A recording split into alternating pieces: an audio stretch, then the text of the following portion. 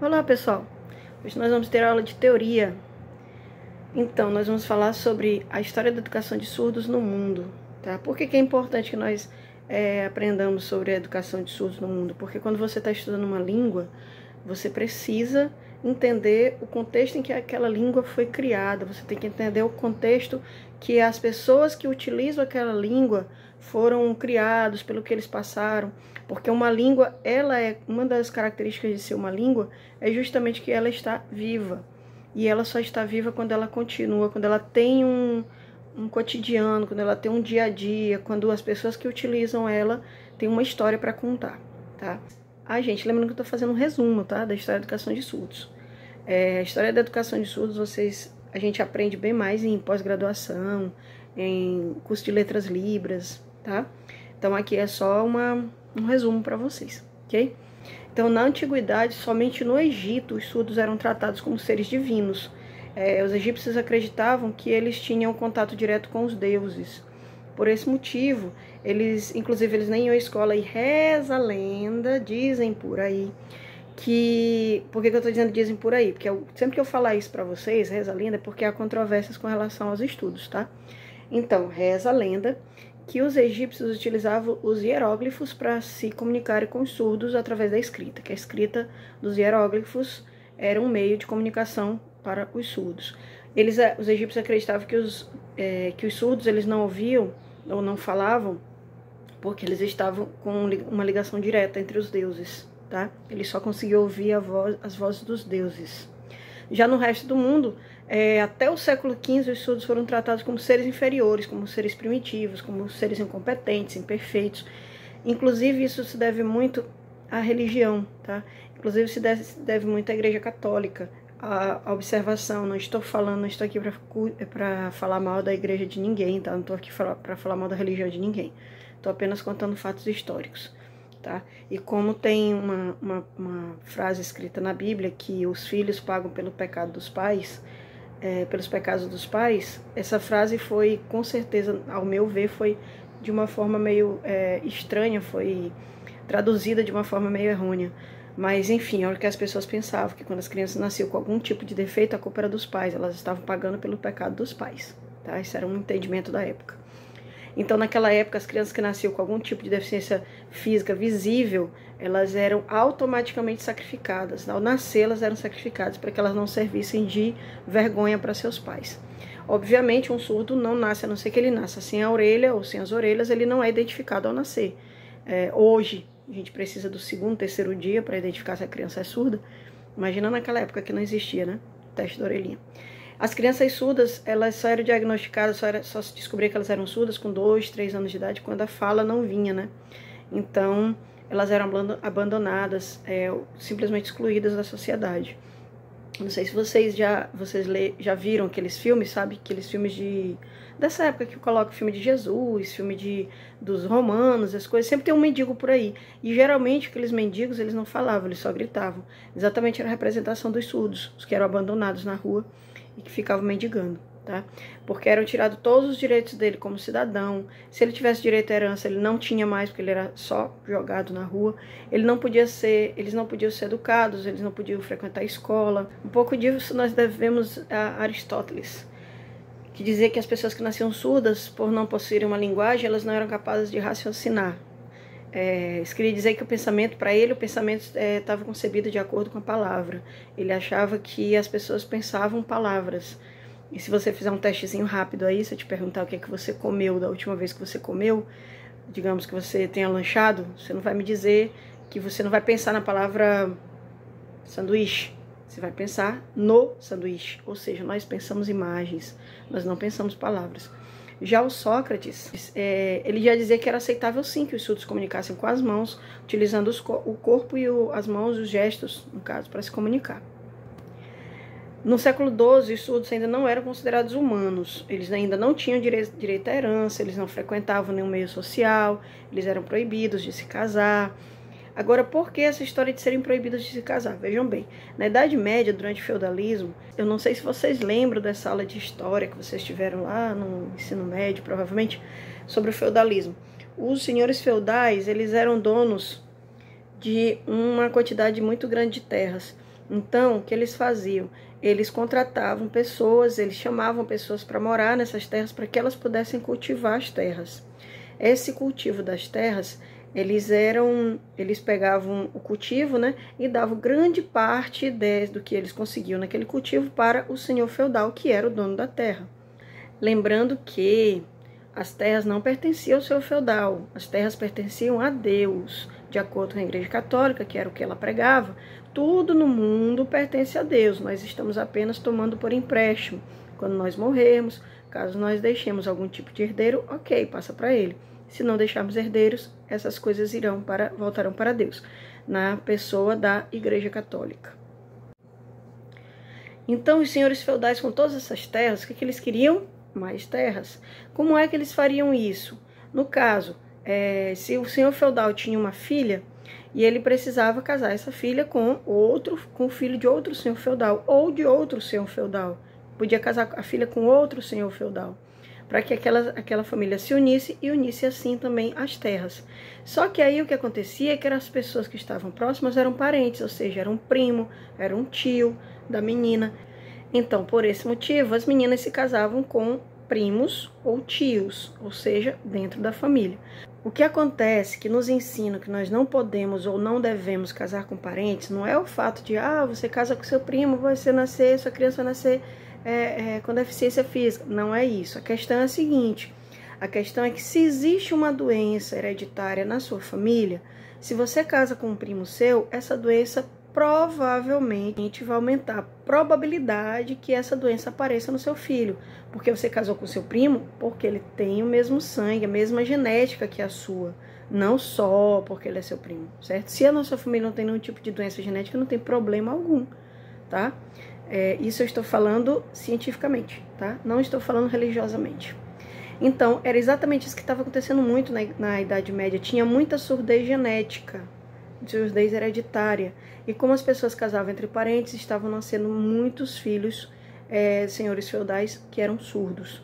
E o que acontecia? As mães dessas crianças, elas eram obrigadas a aceitar que essas crianças, já não eram mais mortas no caso, né? A religião não permitia que elas matassem, elas escondiam essas crianças nos seus castelos. E quando iam se confessar, elas tinham que contar para o padre.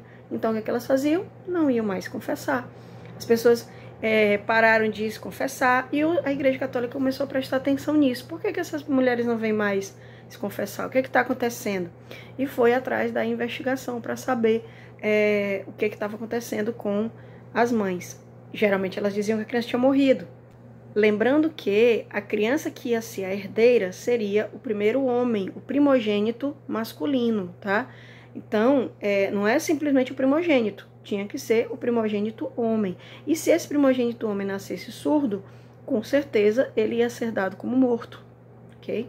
Então, se nascesse só mulheres, a mais velha tinha que casar com um outro primo, um tio, para que ele pudesse herdar tudo o que o senhor feudal tinha, certo?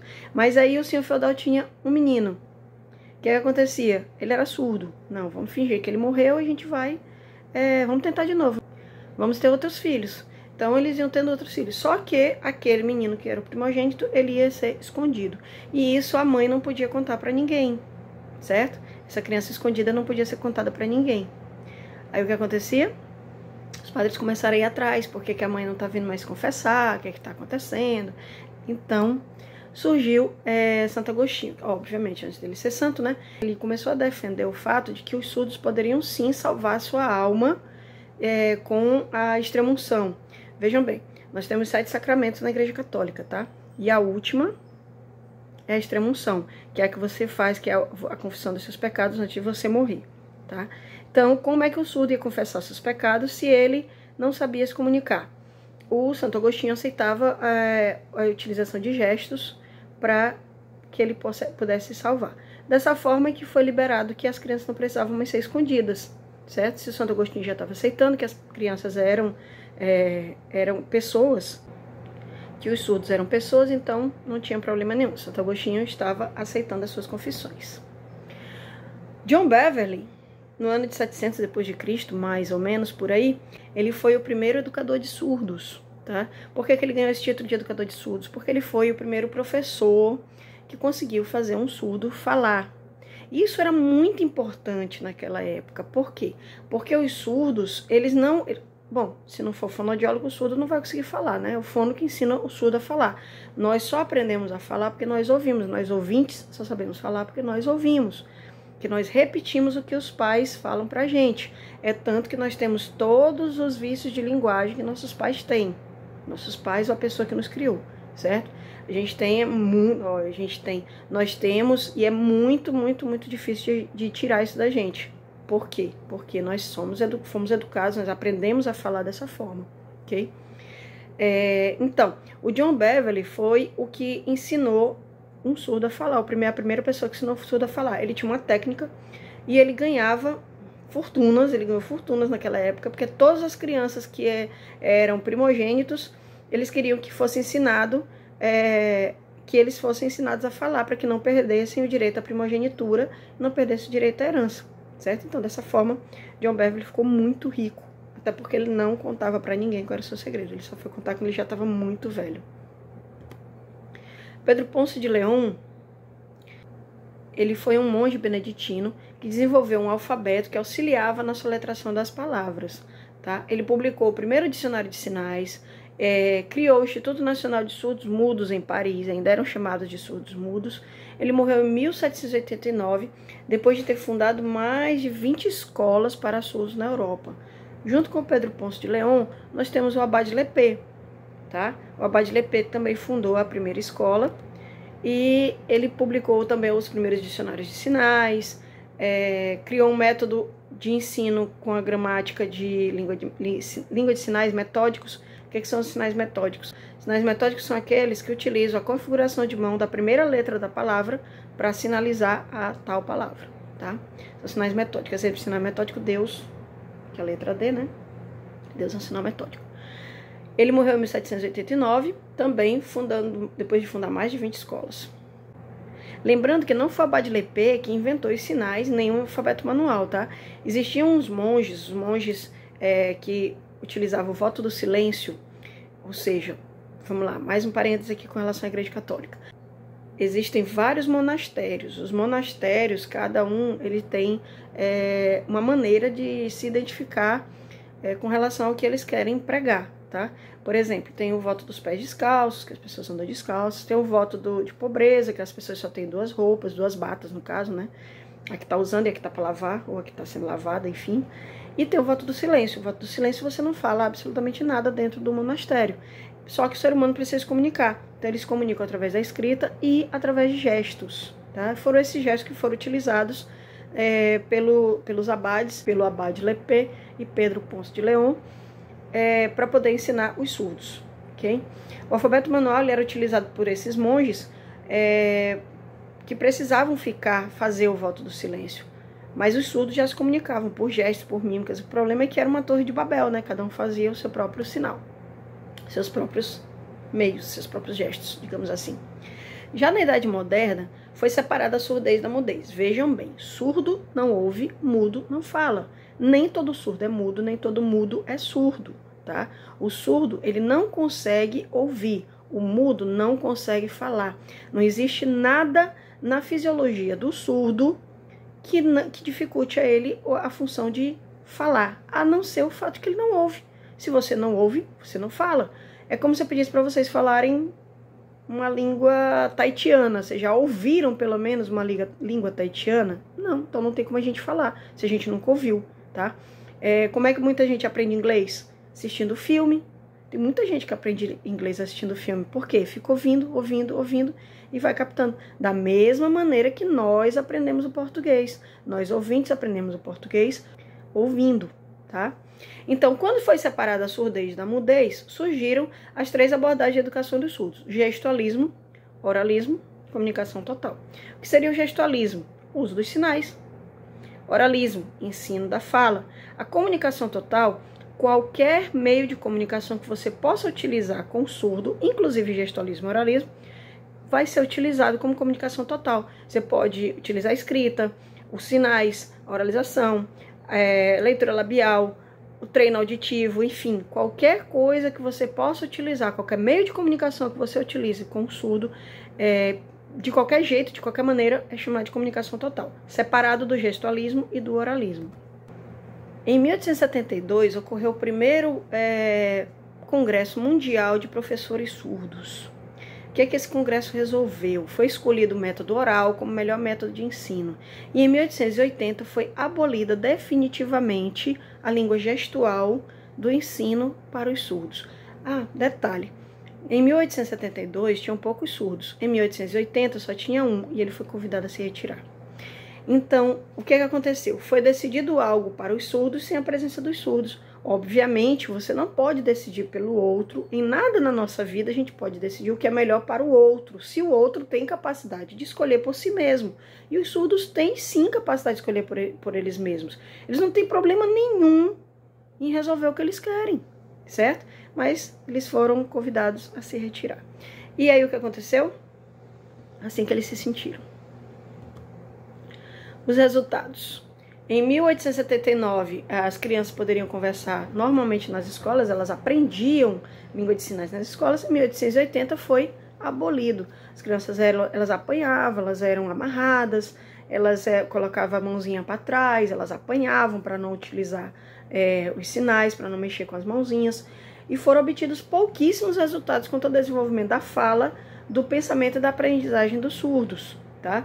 A surdez ela era vista apenas como, em termos clínicos, ninguém via mais a surdez com relação ao estudo, com relação à pedagogia, com relação à maneira de aprender a se comunicar. Só queriam ver com relação à perda auditiva, desenvolvimento da oralidade e as articulações. Mas a língua dos sinais, na verdade, nunca se extinguiu, porque os surdos aproveitavam os guetos para se comunicar. Era na casa de um fulano, era numa festinha secreta, eram em ambientes escondidos que a língua de sinais conseguiu continuar na vida dos surdos. Tá? Aqui nós vamos falar agora de 3 pessoas muito importantes na história da educação de surdos. Primeiro, Alexander Graham Bell, que algumas pessoas não gostam muito dele e outras pessoas gostam demais. Na verdade, Graham Bell foi o inventor do telefone. Dizem, mais uma vez, reza a lenda, que o Graham Bell inventou o telefone na intenção de inventar um aparelho auditivo. Por sinal, ele também é o inventor do aparelho auditivo, tá? Ele tinha a esposa e a mãe surdas e ele era extremamente oralista. Ele queria que elas falassem, tá? Ele não aceitava que elas eram surdas, que elas fossem surdas, e ele queria que elas falassem. E ele era professor de surdos exatamente para oralizá-los, tá? Essa daqui é Helen Keller.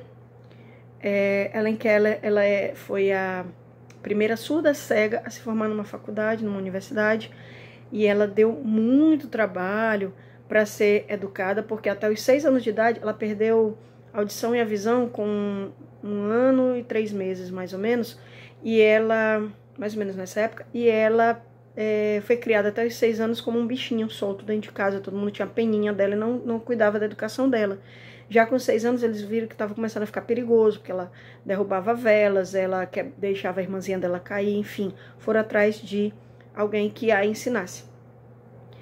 E ela foi ensinada por uma professora que também tinha um pouco de deficiência visual, mas que enxergava e conhecia muito bem o Braille e era muito capaz com relação à maneira como os surdos se comunicavam, os surdos cegos comunicavam, que era através do tato, certo? Faziam sinais aqui na mão ou pegavam assim a pessoa, o surdo cego pegava na mão e a pessoa, na hora de fazer os sinais, eles sentiam qual era o sinal. Eles sentem, na verdade, tá? Isso ainda ocorre. Então, Helen Keller, com a ajuda da Anne Sullivan, ela conseguiu se formar em artes, tá?